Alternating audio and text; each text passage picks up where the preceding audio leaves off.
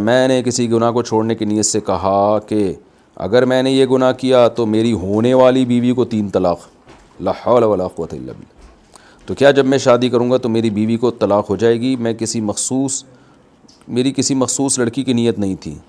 ایسے حماقت والے کام نہیں کرنے چاہیے۔ اسلام میں الفاظ کی بہت ویلیو ہے۔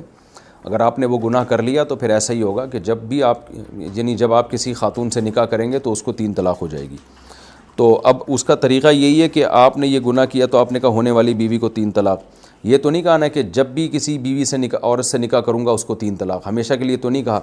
تو اس لیے پھر آپ ایسا کریں کہ اگر اللہ نہ کرے یہ گناہ کر لیا، اول تو گناہ سے بچیں، کر لیا تو پھر اس کی تدبیر یہی ہو سکتی ہے کہ کسی خاتون سے آپ فیک نکاح کریں، بتا دیا جائے اس کو بھائی میں نے ایسے قسم اٹھائی ہوئی ہے اور میں نکاح کروں گا، کرتے ہی تمہیں 3 طلاقیں ہو جائیں گی، تو تاکہ یہ قسم سے میں نکل آؤں۔ تو ایسا آپ کر لیے گا، کسی خاتون کو سمجھا بجھا